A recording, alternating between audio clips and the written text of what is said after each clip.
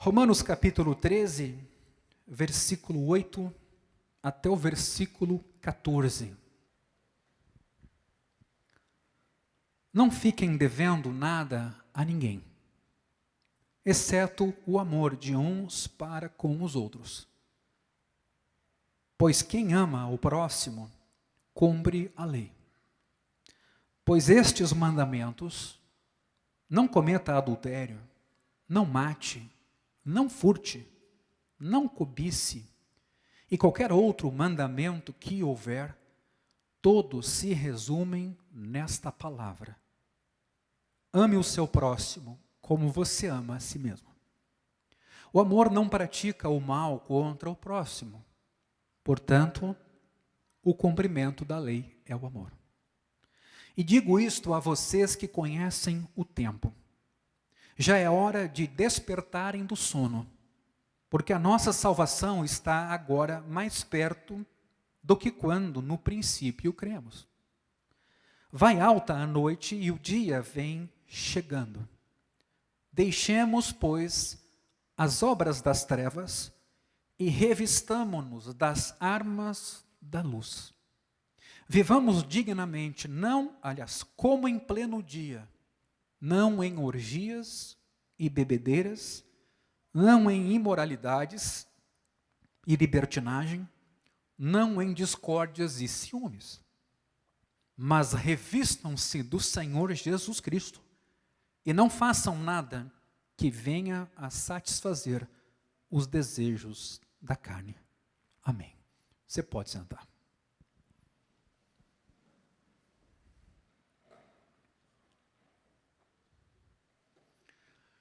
Na semana passada, nós lidamos com o ministério do Estado. O Estado tem um papel dado por Deus de fazer cumprir a lei, de distribuir justiça, de punir o malfeitor, de elogiar o benfeitor, o que nem sempre acontece. Mas é incrível que Paulo aqui no capítulo 13 tenha explicitado que o Estado tem uma vocação dada por Deus. E muito importante. Imagina a vida hoje sem Estado, sem ordem, sem polícia, sem saúde pública, sem distribuição de renda, sem cobrança de impostos, por que não dizer, porque serviços são prestados com esses recursos que são recolhidos. O que seria a vida se cada um vivesse por si? Se o mal, por exemplo, não tivesse retribuição, se o malfeitor fosse premiado pelo mal que faz, a nossa vida seria um caos. Então, de uma certa maneira, a lei é ministro de Deus, a lei civil, a lei penal, e outros instrumentos e instituições são um instrumento, um ministério de Deus para tornar a vida possível.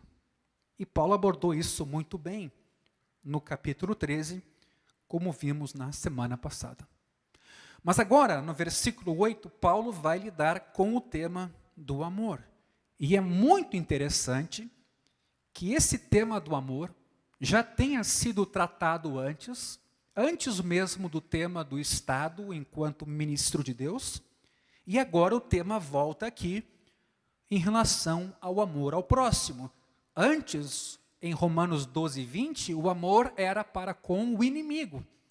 E Paulo chegou a dizer que nós não tínhamos que nos vingar do inimigo e que pertencia ao Estado e ao próprio Deus esse julgamento. Não cabia a nós vingança, não cabia a nós nenhum tipo de justiça com as próprias mãos, mas Deus e o Estado fariam essa função. Agora, de novo, no capítulo 14, aliás, capítulo 13, versículo 8 em diante, o tema do amor volta. Só que agora o amor é em relação ao próximo. Ou seja, o fato de o Estado estar encarregado da administração pública da justiça não é de maneira alguma incompatível com nossa obrigação de amar.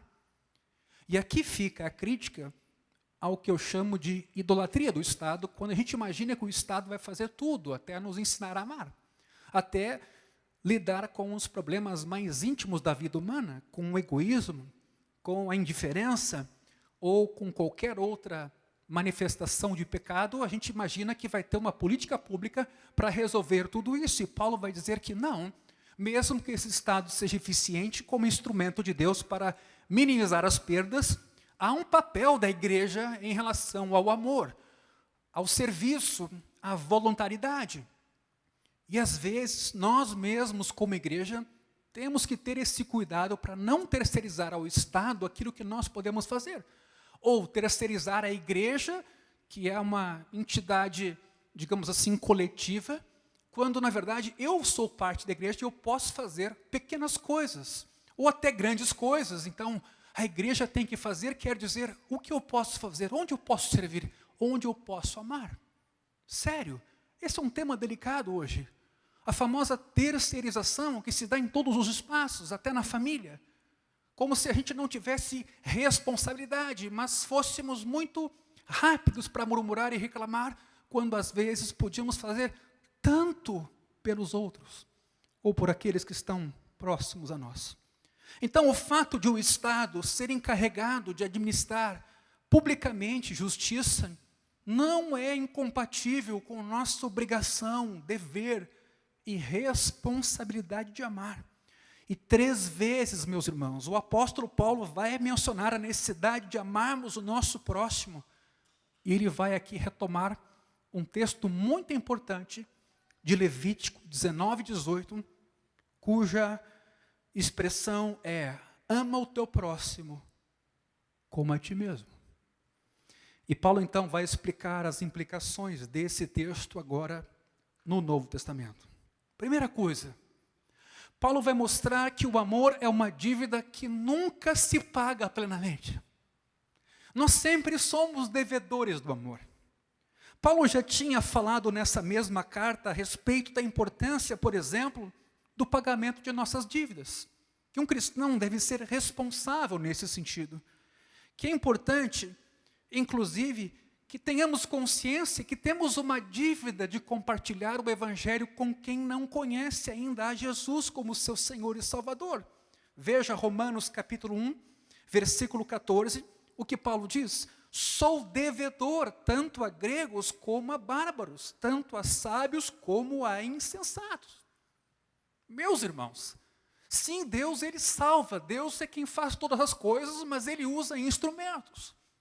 E nesse sentido, nós temos uma comissão, uma vocação, uma responsabilidade, uma oportunidade de dividir esse amor com pessoas que ainda não o têm. Tem uma noção, às vezes, mais abstrata desse amor, mas ela se torna concreta em Cristo, a partir de quem Ele é e do que faz. Então, nesse sentido, falar de Cristo é lidar com essa dívida, ou boa dívida, de ver pessoas livres, transformadas. Paulo se sente, neste caso, devedor. Há também, de uma certa maneira, uma dívida nossa de viver uma vida santa. Para isso foi que Deus nos libertou, para não vivermos mais como vivíamos antes, mas para andarmos em novidade de vida. Há uma expectativa de Deus de andarmos de forma digna da vocação para a qual nós fomos chamados, porque fomos perdoados e libertos do pecado a fim de ver essa nova vida. Por isso, Romanos 8:12, de novo a expressão, somos devedores, não a carne, como se estivéssemos obrigados a viver segundo a carne. Somos devedores ao Espírito, que nos fez nascer de novo e nos deu os meios para vivermos uma vida plena. De novo, temos uma dívida, no bom sentido da palavra, que é uma responsabilidade de viver de forma coerente, tendo em vista o que Deus fez por nós. Mas também há uma dívida com a qual Paulo trabalha, que é a dívida dos impostos, que é a ajuda para o Estado prestar os serviços que a vida humana precisa.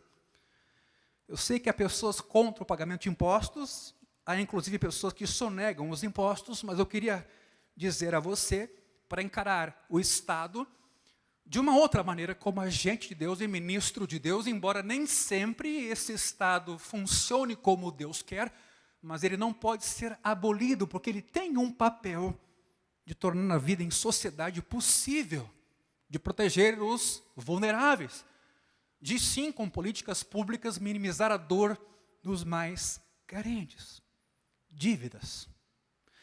E justamente a referência a essa última dívida agora dos impostos faz uma transição para o versículo 8, que é o tema do amor. É muito interessante que isso aconteça aqui.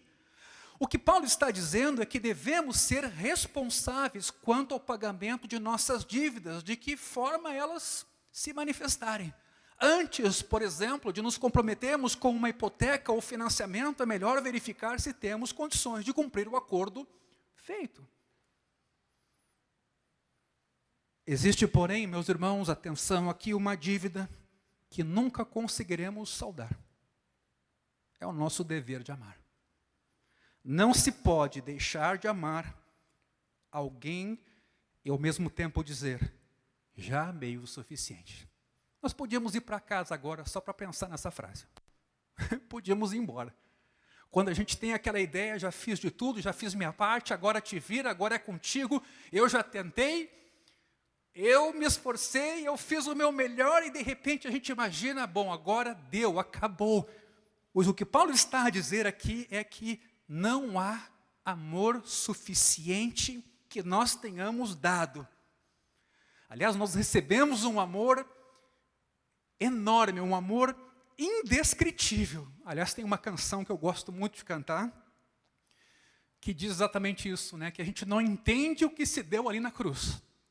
Não consegue compreender como é que Deus se fez gente para morrer em nosso lugar e nos resgatar com todo o pecado que nós praticamos. Como Deus foi capaz de se tornar gente vulnerável e morrer naquela cruz. Paulo vai dizer em outro lugar que o amor jamais acaba. Então eu vou repetir, não se pode deixar de amar alguém dizendo, eu já amei o suficiente.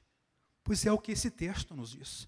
Não fiquem devendo nada a ninguém, exceto o amor de uns para com os outros.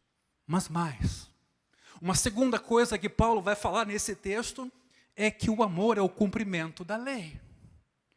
Essa declaração, é claro, deve ser lida à luz de Romanos capítulo 7, onde Paulo apresenta os seres humanos como pecadores e incapazes de cumprir a lei santa de Deus.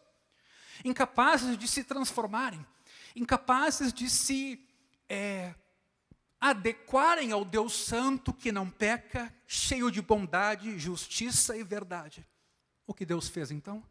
Deus fez por nós aquilo que a lei, enfraquecida pela nossa natureza pecaminosa, embora fosse santa, justa e perfeita, essa lei, por causa do nosso pecado, se tornou impraticável e se tornou um peso para nós. O que Jesus fez? Jesus tomou o nosso lugar, cumprindo essa lei. Deus nos resgatou, então, ao mesmo tempo da lei que nos condenava por causa do pecado, entregando o seu Filho para morrer numa cruz, mas Deus também nos libertou da escravidão da lei, pelo poder do Espírito Santo que vive em nós, que nos dá vida, que nos dá lucidez, que nos dá entendimento, que nos dá força, para não sermos entregues a paixões, todo tipo de escravidão, vícios. E é nesse assunto que eu quero tocar hoje à noite, brevemente. Sim, fomos livres.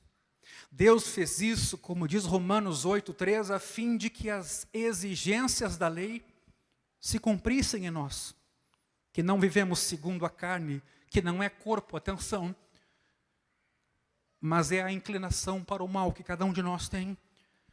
Deus, então, nos deu do seu Espírito para termos uma nova vida e sermos livres de um determinismo que quer moldar a nossa vida para uma vida viciosa, como se não houvesse saída para ela ou dela.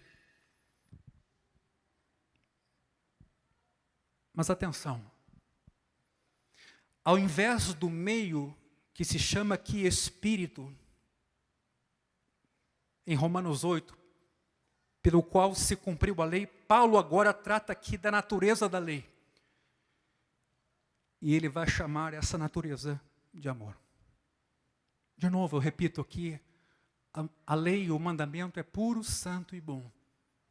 O problema que a lei se torna para nós é porque nós somos pecadores, nós temos uma natureza caída, mas a lei de Deus, ela é boa.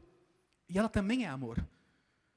Quando se trata de lei e amor, em geral, os dois são considerados incompatíveis. É o que muitos de nós pensamos. E, de fato, existem diferenças grandes entre lei e amor. A lei costuma ser tomada no sentido negativo, por exemplo. Não façam isso ou não façam aquilo outro. Já o amor, num sentido positivo.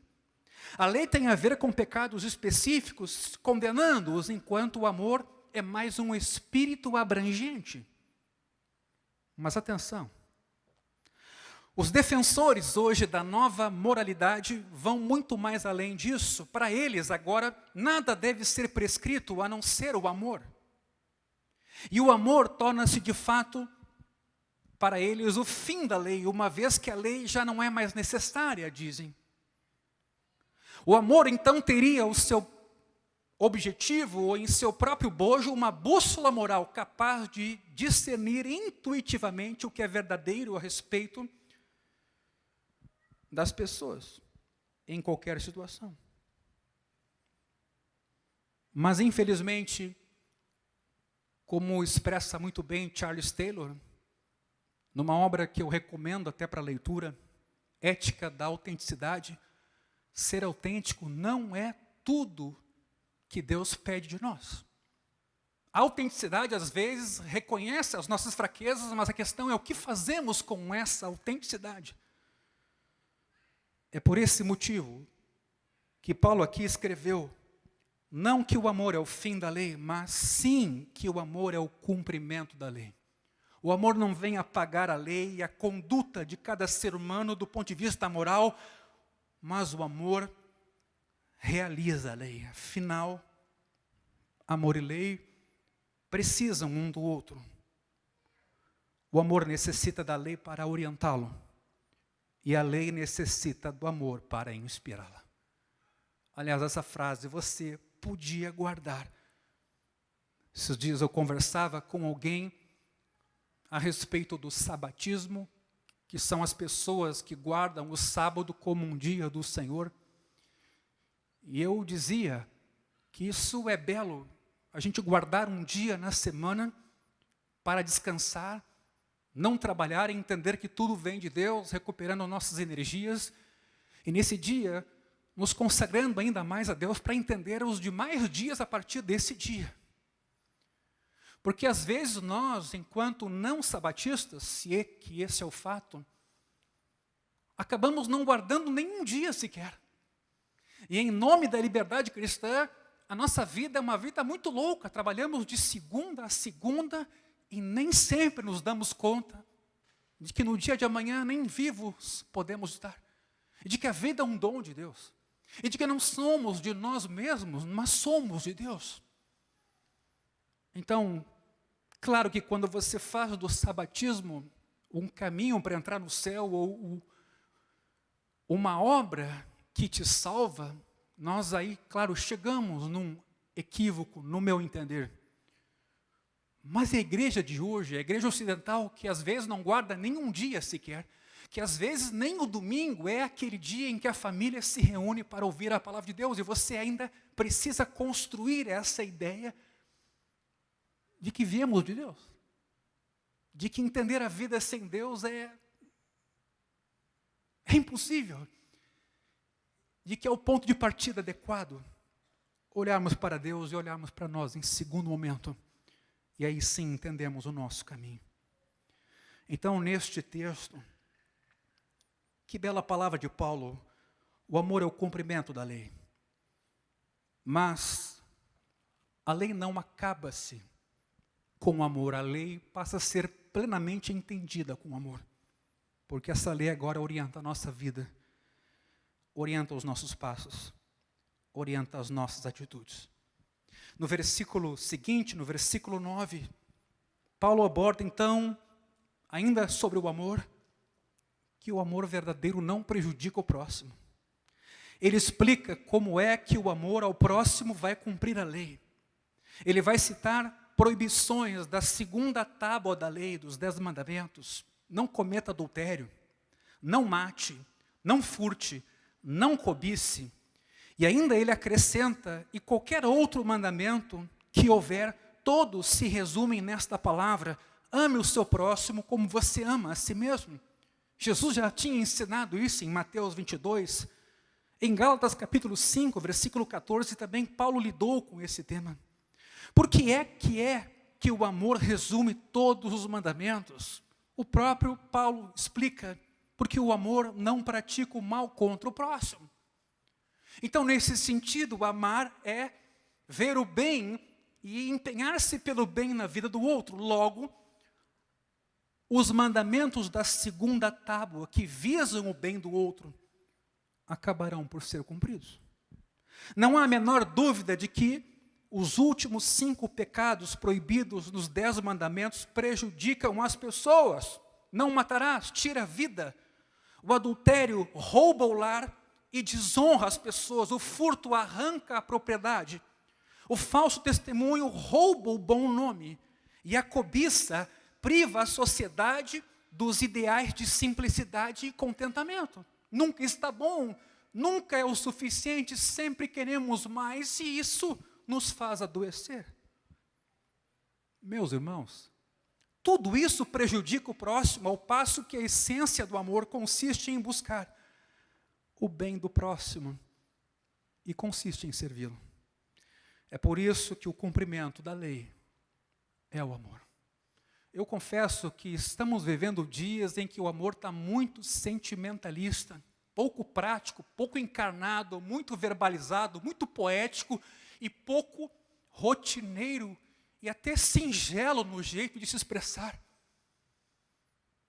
Isso nos preocupa muito, em especial como igreja de Jesus, que encarna o Evangelho. Somos as mãos, os braços, os pés de Jesus, Ele é a cabeça, somos o corpo. Há que se encarnar esses atos, minimizando a dor das pessoas, estendendo a mão, abraçando, cuidando. O próprio João chegou a escrever: não adianta amar de língua, é preciso amar de fato e de verdade. E é nesse sentido que eu convido a comunidade, na noite de hoje, a pensar sobre si, cada um de nós pensando sobre si, em que sentido nós, com esse amor que nos foi dado, gratuito em Cristo, quando Ele toma sobre si as nossas dores, tudo o que Ele fez foi para nós. Andarmos em amor e servirmos aqueles que estão ao nosso derredor. O que o segundo mandamento exige é que amemos o nosso próximo tanto quanto nós, de fato, pecadores que somos, amamos a nós mesmos. Significa que o amaremos, o nosso próximo, com um amor tão real e sincero quanto o nosso amor próprio, que é pecaminoso, sobre cuja realidade e sinceridade não existe a mínima sombra de dúvida. Quem tem dúvida de que se ama, quem tem dúvida de que faz aquilo de que gosta, de que investe tempo naquilo que aprecia, pois então aqui Jesus pede a mesma coerência para olharmos para o nosso próximo e investirmos nele tanto quanto investimos em nós, para nos tornarmos livres da escravidão que só nos faz olhar para nós mesmos. Queridos, nós não estamos falando aqui de pecados grosseiros, a nível de moralidade, de orgia, embora o texto ali na frente vai tratar dessa questão, mas nós estamos falando de indiferença, de frieza, de egoísmo, de pecados que são sofisticados, que não têm tanta represália social, mas aos olhos do Criador, desfiguram a vida cristã e o que Jesus veio fazer, e às vezes ouvir isso é doloroso mesmo. É doloroso quando a gente faz de conta que o mal não está pertinho da gente, que a dor e a carência não estão do nosso lado. É claro que é desconfortante, ninguém quer ouvir isso. Mas sim, esses pecados acabam com a vida humana. Como eu disse agora há pouco, matar alguém criado à imagem e semelhança de Deus é se desfazer da dignidade com a qual Deus nos criou, sua imagem e semelhança. O que faz o adultério, senão destruir o lar, os filhos, e a honra pessoal é fragilizada. Os nossos bens são roubados, valores, o falso testemunho prejudica a vida da integridade. E a cobiça, que é um pecado às vezes muito menos criticado, mas nos dá uma sensação de insatisfação e de falta de gratidão por tudo aquilo que Deus nos deu. Agora veja uma conexão desse texto com o que vem pela frente, a partir do versículo 11. Tanto que aqui no versículo 11, há um elemento de conexão. E digo isso a vocês. Ou seja, por que precisamos fazer tudo isso? Amar o nosso próximo como a nós mesmos. E não encararmos o amor como só linguagem ou autenticidade, mas encarnarmos o amor em ações. Ora, por quê? Paulo estabelece, meus irmãos, um fundamento escatológico para a conduta cristã. Além de a gente pensar no aqui e agora, em como podemos ser bênção na vida dos fragilizados, dos que têm necessidade, e por que não dizer de todas as pessoas, há um fundamento futuro para essa ação. Ele já tinha dito no capítulo 12, para a gente não se conformar aos padrões deste mundo. Hoje, ir para a internet e reclamar e brigar e xingar é o que todo mundo faz. Isso é fácil. Lacrar na internet, como já se disse aqui, é a coisa mais fácil. Agora, colocar a mão no bolso, ir nos lugares carentes, se mobilizar socialmente para ajudar quem precisa, isso é um pouco mais delicado. Mas não deveria ser para nós cristãos. Tendo em vista o que está em jogo, a vida eterna, a paz com Deus, e tudo o que Deus fez por nós, mas mais, que temos uma morada celestial para a qual a gente está olhando. Paulo agora então exorta a nos conscientizarmos acerca do tempo, vivendo a gente assim de maneira apropriada. Esse é o ponto importante aqui a partir do versículo 11. Todos sabemos que somos escravos do tempo. Quem não tem aqui agenda, quem não tem um despertador, quem não tem que andar por um relógio. E com essa vida digitalizada, virtual, não tem sido fácil dar conta de toda a nossa agenda, até porque a maneira das pessoas nos encontrar é maior. Mais importante, porém, meus irmãos, é conhecermos o tempo de Deus. Especialmente o kairos no grego.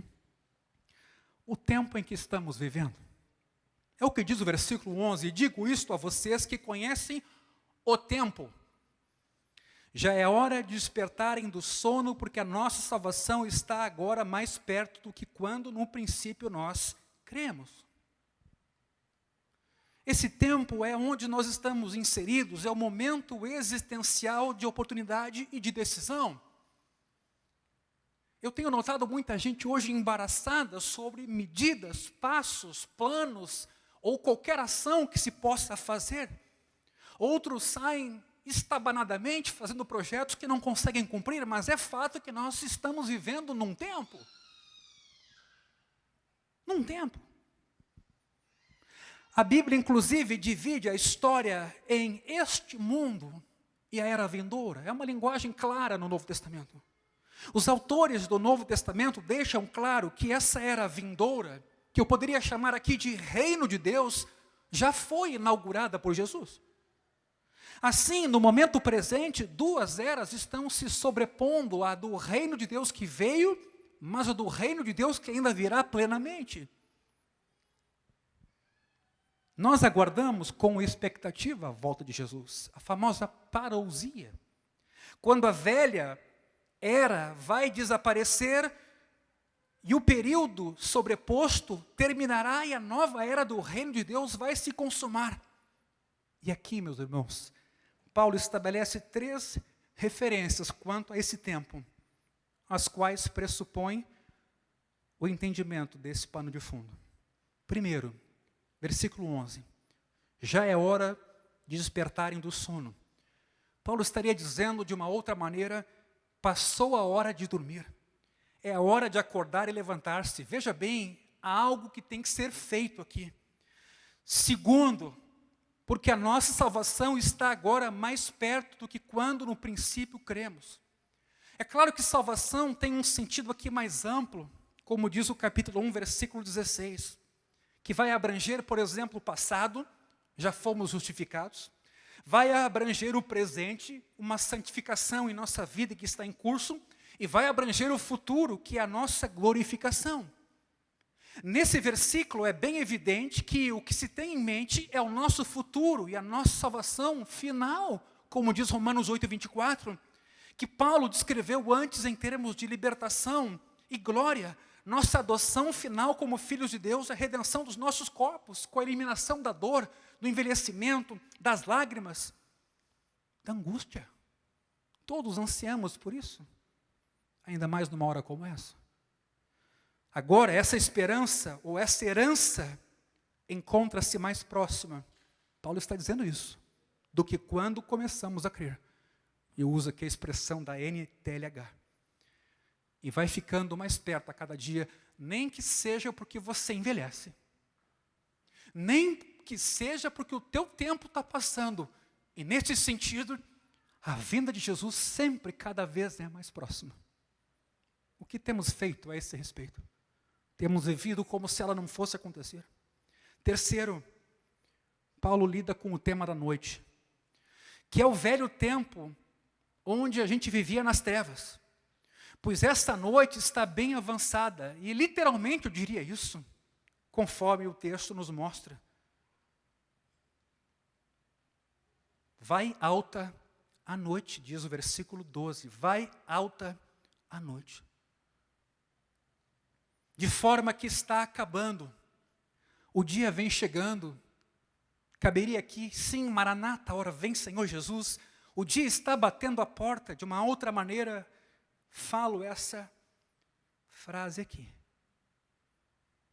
A conclusão de muitos leitores é que Paulo estava enganado, ainda hoje há quem pense nesse sentido, pois a noite vem se arrastando há 2000 anos, e o dia, embora tenha amanhecido quando Cristo veio, ainda não atingiu a plenitude do nascer do sol, porque Jesus ainda não voltou. A pergunta é se essa conclusão é válida, realmente Paulo estava enganado? Há quem pense que é pouco provável que Paulo tenha anunciado que o fim estava próximo ou era iminente, uma vez que Jesus disse, ele mesmo, que não sabia a hora. E os apóstolos reafirmaram essa fala de Jesus, por exemplo, em 1 Tessalonicenses 5:1. Até porque sabiam que a evangelização mundial era necessária. Porque sabiam que a restauração de Israel também era necessária. E porque sabiam que a apostasia também era uma das características que antecederiam a volta de Jesus. O que os apóstolos também sabiam é que o reino de Deus tinha chegado com Jesus. Que os eventos decisivos da salvação que estabeleceram esse reino, a morte, ressurreição, exaltação e a concessão do Espírito Santo também já haviam acontecido e que nada havia no calendário divino que precedesse a segunda vinda de Cristo. Então eles estavam esperando. Este seria o evento seguinte, a volta de Jesus, o ápice de tudo. Portanto, eles estavam, como nós, vivendo nos últimos dias. E é neste sentido que Cristo virá em breve. Precisamos estar atentos e alertas, porque não sabemos a hora. Quando a gente olha para essa pandemia e vê as autoridades perdidas, a ciência sem conclusões objetivas, não conseguindo responder com velocidade a essa pandemia, como a gente se sente vulnerável. E aqui, sem ser oportunista, ao contrário, mas que tempo oportuno para o Evangelho ser pregado. Que tempo oportuno, porque agora as pessoas estão lúcidas. A gente acha que o mundo está adoentado e sofrido, mas a verdade é que agora talvez as pessoas estão lúcidas porque estão se dando conta que somos como pó, que a vida vem e vai e a gente não sabe quem vai reagir bem com a sua imunidade, não sabemos nem pelo fator idade. Às vezes parece uma loteria. Aí alguém pode dizer, mas então Deus não está no controle. Não, Ele está. Nós é que não estamos. E ao não estar no controle, nós estamos no lugar onde sempre devíamos estar. E a pergunta é, o que é a nossa vida? Essa é a pergunta de Paulo aqui. O que temos feito com o nosso tempo? com a nossa família, com nossos filhos, com os nossos valores. O que tem sido a nossa vida? E a exortação de Paulo não faria sentido se nós não pudéssemos pensar a respeito. A exortação é bondosa, é generosa, pode causar um certo desconforto, mas ela é terapêutica, ela quer que nós nos acordemos e pensemos, afinal, será que o mundo está louco mesmo? Ou o mundo estava louco enquanto estava inconsciente, indiferente, alucinado, achando que era Deus e brincando de Deus, sentado no trono, todo-poderoso, imaginando que tudo podia, inclusive em nome da ciência. E de repente Deus diz, vamos acrescentar um ingrediente nessa fórmula. E está todo mundo esperando o Criador dizer, como será o nosso amanhã? Paulo vai dizer, é preciso estar atenta e alerta, não sabemos a hora nem o dia. E caminhando para o final, chegamos no versículo 12. Vai alta a noite e o dia vem chegando. Qual é a conclusão? Deixemos, portanto, ou pois, as obras das trevas e revistamo-nos das armas da luz. O pois que aparece agora no versículo 12 marca uma transição entre o que Paulo explicou e agora o que vamos fazer com as explicações. Ética cristã, comportamento cristão. Eu estou hoje muito assustado com o que se tem feito em nome da teologia, que virou uma discussão teórica, artificiosa, danosa, pejorativa, e às vezes entre nós mesmos há pessoas corajosas a discursar e que a gente às vezes não encarna o mínimo daquilo que nós estamos falando com em nome de serviço à fé. E é Cristo que falou e viveu aquilo que falou. Hoje qualquer estudante de teologia faz um curso, vai para as redes sociais e manda palavra, manda recado, afronta pessoas maduras e a sua vida é uma desordem, a sua vida, e aliás as redes sociais mostram isso bem, não tem nenhuma coerência sobre aquilo que intelectualmente nós estamos falando. E aqui o James Smith, acho que vai muito bem quando diz que nós nos perdemos na nossa caminhada. A fé ficou muito intelectiva e pouco encarnada.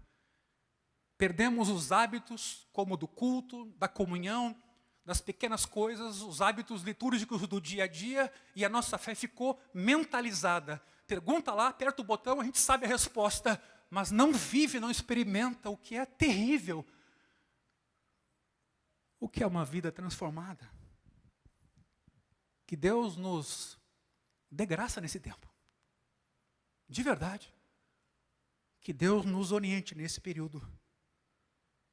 Paulo, então, está querendo animar a igreja, exortar os irmãos. Sabe o que ele vai dizer aqui? Não basta compreender o tempo. Tem que agir de conformidade com esse tempo, que é breve, ou que está abreviado.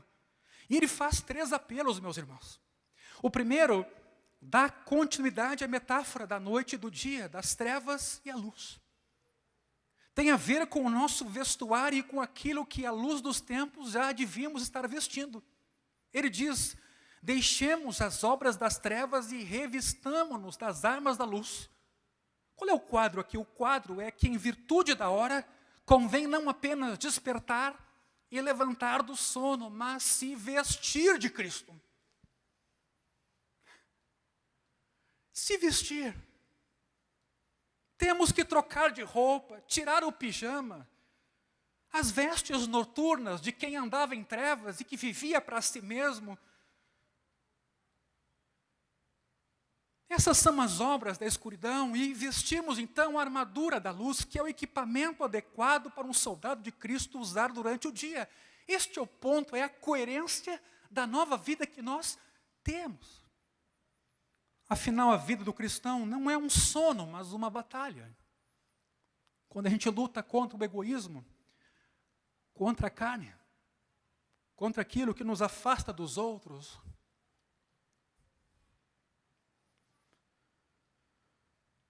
Paulo, então, chama atenção para nós sobre a vestimenta de quem anda na luz. Ele passa o comportamento adequado de quem é filho de Deus. A ênfase positiva da exortação é: vivamos dignamente como em pleno dia, como se o dia já tivesse amanhecido, como se Jesus estivesse às portas mesmo. É nesse sentido que o alerta é válido. Olhando para a volta dele, vivam nesse espírito, deixando de lado tudo aquilo que as pessoas costumam fazer quando estão na escuridão. Não em orgias e bebedeiras, não em imoralidades e libertinagem. Aí alguém, de repente, se vê banido desse exemplo, não em discórdias e ciúmes. Isso é tão carnal quanto orgias e bebedeiras ou imoralidades e libertinagem. Discórdias, ciúmes. A falta de controle próprio nas áreas da bebida e do sexo e dos relacionamentos sociais contradiz um comportamento cristão decente. Meus irmãos, eu não estou falando aqui da teoria, eu estou falando de ser pastor de comunidade, de lidar com grupos e de experimentar a complexidade de entender cada pessoa, respeitando cada pessoa, mas ao mesmo tempo tendo a coragem e às vezes dizer não, de dizer está errado. Saber que essa palavra existe ainda, certo e errado. Nós vivemos num tempo onde certo e errado não existe mais. E eu quero assim dizer com muita honestidade a vocês, o passo que a gente deu para estar aqui é um passo que refletiu e orou por muitas coisas. Como eu disse em outro contexto já, nós não temos mais nada a perder, do ponto de vista de popularidade ou de preservação de imagem. Eu quero que o reino de Deus venha, a vontade dele seja feita e que ele nos transforme e que nós sejamos luz na cidade onde a gente está, mas não só em palavras, em atos e de verdade. E o passo que a gente tem que dar, meus irmãos, eu digo com muita honestidade aqui, é muito grande. É como se não tivéssemos começado ainda. Há que se desfazer a congregação de muitas coisas que ainda nos embaraçam, nos impedem de correr. Coisas que são carnais. Não é o corpo que é o problema, não é o prazer que é o problema. Coisas que são desejos pecaminosos, egoístas, que se manifestam de muitas maneiras. Eu quero dizer com muito amor isso. Eu, junto com vocês, quero viver um evangelho encarnado. Eu quero seguir Jesus. Porque isso é libertador. Não é só ser liberto pela cruz e pelo perdão, é me libertar de mim mesmo. É nos libertarmos dos mimimis, do não gosto disso, não gosto daquilo, não curti o jeito que me trataram, coisas que literalmente nos isolam da comunhão e nos dão ainda a sensação de que é um direito meu pensar assim. Vivemos uma crise de autoridade, uma crise de verdade. Isso é um falso evangelho. Nós, na verdade, estamos escondendo as nossas fraquezas e nos fortalecendo nelas. E nos prendendo com correntes a cada vez mais. Que Deus tenha misericórdia de nós. Que Deus trabalhe conosco. E se for doloroso, leais são as feridas feitas por quem ama. Deus disciplina quem ama. Sim, o evangelho também tem essa dose de derrubar para reconstruir, como Jeremias fazia. A gente às vezes quer reconstruir numa casa que não foi derrubada. Você fica horas tentando reconstruir uma casa que não foi derrubada. Não me leva a mal, falo isso com muito amor. A começar por mim, pela minha família.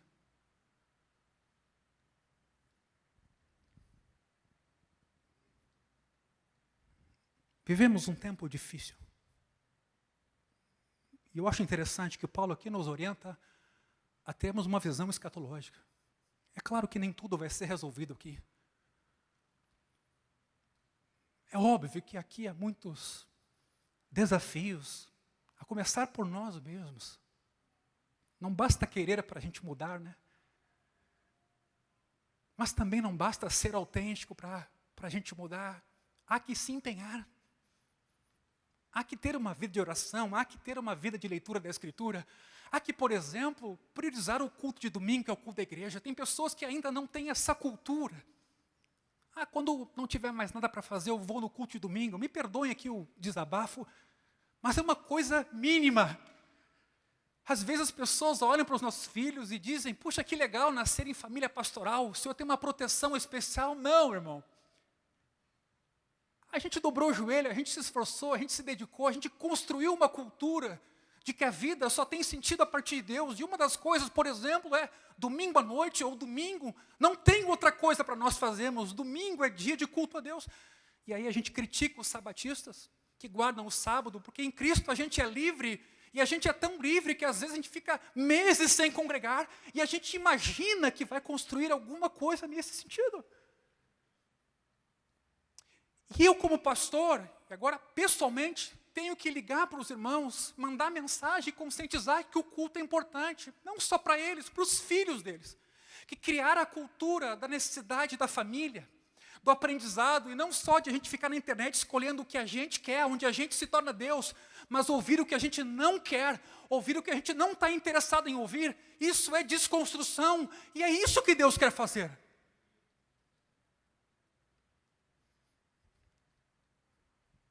Hoje a gente tem que ter cuidado com tudo.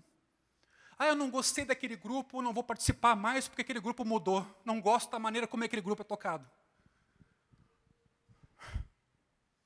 Meu irmão,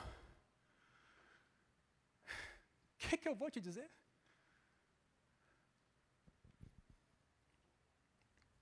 Então Paulo faz um apelo que tem a ver com a preocupação.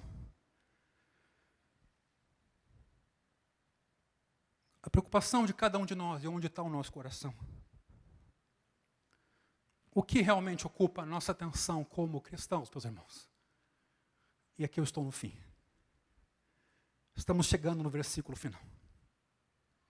Paulo coloca diante de nós duas alternativas. Ou o Senhor Jesus Cristo, ou a nossa natureza caída e egocêntrica que nos define. Mas Paulo, ele diz, revistam-se do Senhor Jesus. Paulo não é negativo. Paulo é evangélico. Ele aponta o que não está legal. Ele elucida o que não está bem, mas ele diz, esse é o caminho, vão por ali. Revistam-se do Senhor Jesus e não façam nada que venha a satisfazer os desejos da carne. Não se trata aqui do corpo. Deus nos permite ter prazer. Deus nos permite casar. Deus nos permite usufruir de sexo dentro do casamento. Deus nos permite ter bens, Deus nos permite viajar, tudo isso. A pergunta é, quando a carne, que é egoísta e pecaminosa, não tem limite, é óbvio que a gente vai semear a morte. É óbvio que para nós e para quem está no nosso entorno, quando a gente podia levar vida, a gente vai levar não vida. Em Gálatas, Paulo escreve que os que estão em Cristo já se vestiram de Cristo. É uma coisa consumada. Ele se refere à obra da cruz e à justificação. Mas atenção, em Gálatas ele escreve que os que estão em Cristo, de Cristo se revestiram. Também é uma coisa plena e acabada. Justificados pela fé, por essa obra insubstituível, nós somos aceitos junto ao Pai. Graças a Deus por Ele. Mas atenção, aqui em Romanos, há uma atitude que a gente tem que tomar.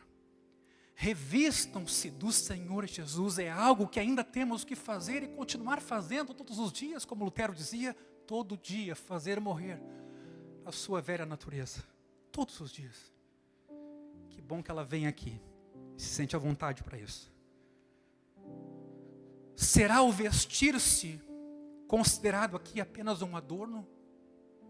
Se for, talvez a ideia seja que devemos vestir as características de ensino e de bom exemplo de Cristo. E então enfeitar-nos, meus irmãos, com compaixão, bondade, humildade, mansidão e paciência. É encarnar a vida que a gente já tem. É fazer valer a vida que Deus já nos deu. que esse dualismo, essa dissintonia? Por que a cabeça de um lado e o corpo de outro? Por quê? Por que para o bate-boca todo mundo muito bem preparado, entre aspas? E por que para as pequenas ações tanta omissão, frieza e despreparo? Onde estamos? Por que chegamos nisso?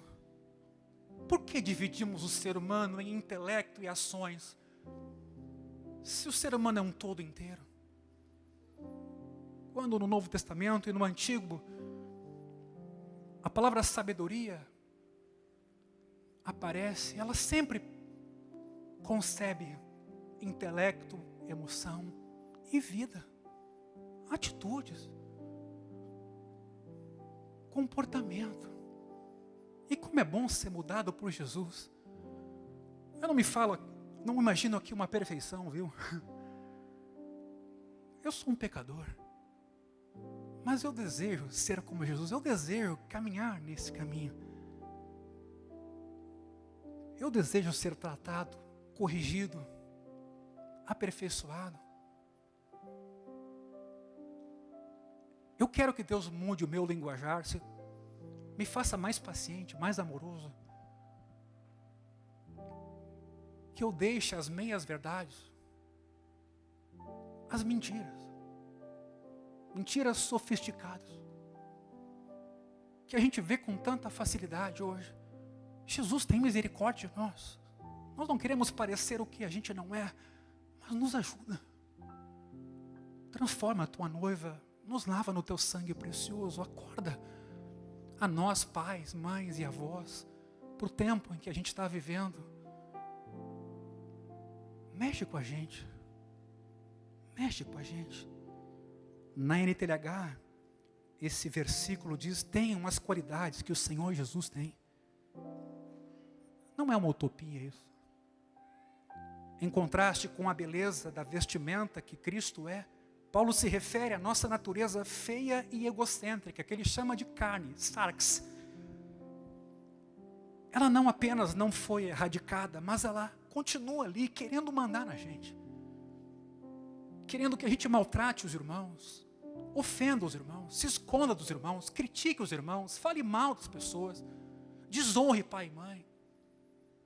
Tenha malícia. Ela está ali, em cada um de nós, precisa ser combatida. Mas para ser combatida, a gente tem que diagnosticar que ela está ali e que é errado fazer isso. Isso não me põe no céu? Não, não me põe. Não é disso que eu estou falando. Quem nos põe no céu é Jesus. Mas isso melhora a minha vida e a de outros um bocado. Isso melhora a nossa vida um bocado. Porque a gente começa a enfrentar as nossas fraquezas de frente. E quando a gente enfrenta elas de frente, a gente vai para o joelho rapidinho. Porque a gente vai ver que precisa de Jesus. Precisa do perdão, precisa do amor, precisa da paciência. Todos nós. O Evangelho é o poder de Deus, meus irmãos, para transformar essa vida humana pecadora numa vida pecadora, mas de fé, com atos de bondade, de verdade e de honestidade.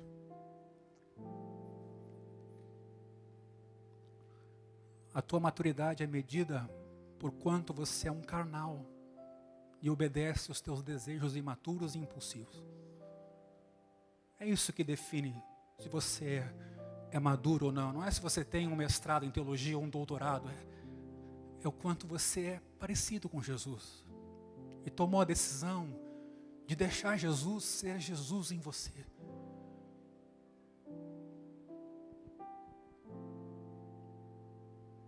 O que Paulo orienta?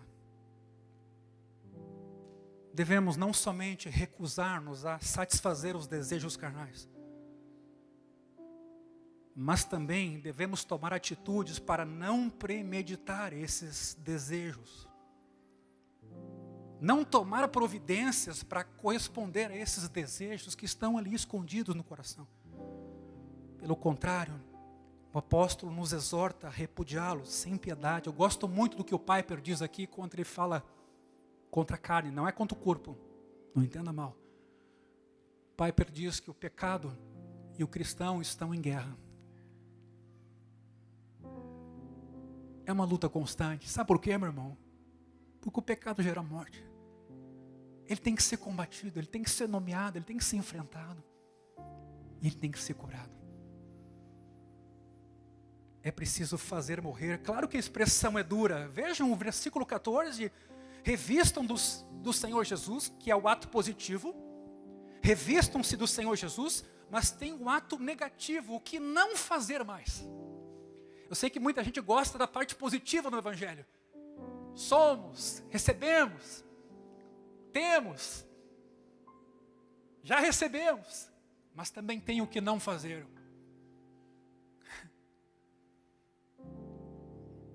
É o que diz o texto. Não façam nada que venha a satisfazer os desejos da carne.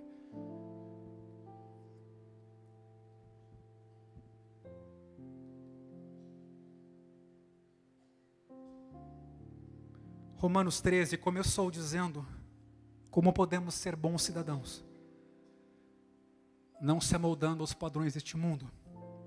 E agora Paulo termina aqui dizendo o porquê de agirmos assim.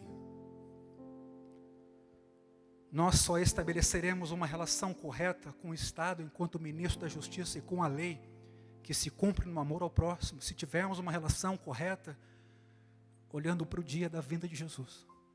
Não dá para separar. É óbvio que se você viver esse mundo sem expectativa do céu, a perspectiva, tua fórmula precisa ser ajustada.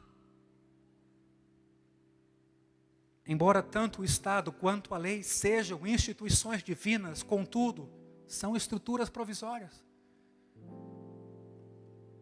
que serão um dia superadas pelo juízo de Deus e a redenção que Ele vai operar. Esse dia se aproxima mais e mais, e eu convido você a esperar por esse dia, a olhar para esse dia, a se deixar transformar por esse dia. Nós somos chamados a viver a luz desse dia, meus irmãos. Não é a luz do que está acontecendo agora, é a luz daquele dia. E tudo o que a gente enfrenta agora é passageiro. Somos convidados a conduzir-nos no decorrer da noite, como se o dia já tivesse chegado. É o que Paulo está dizendo. A gente está em noite, tá? Mas anda, ou deve andar, como se o dia já tivesse chegado, desfrutando do já, do reino que Deus inaugurou, na expectativa de que o ainda não vai chegar, onde o reino de Deus vai ser consumado. Então eu quero te convidar, meu irmão, minha irmã,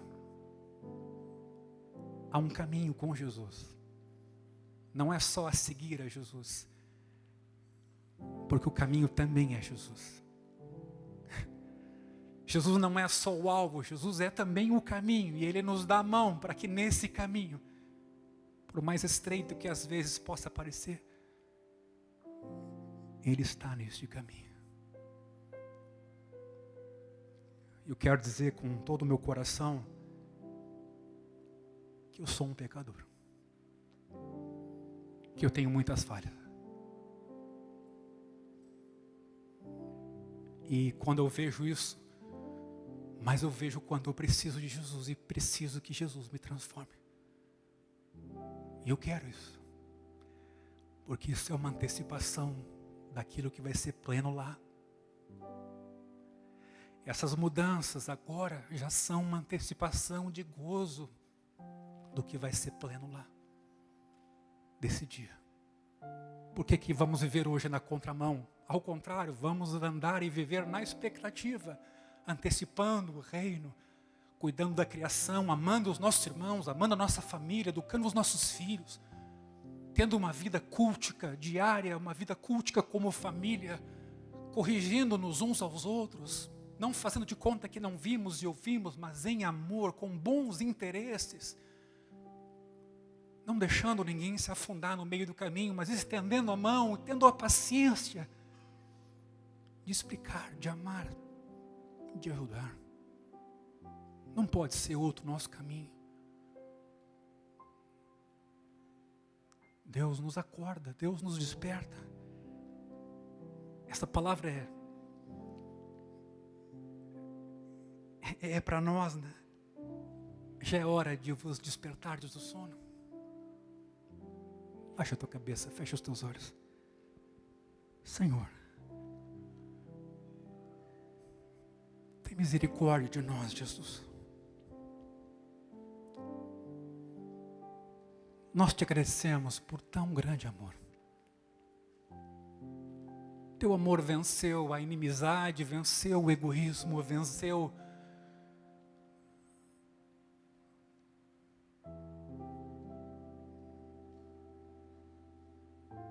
todas as barreiras.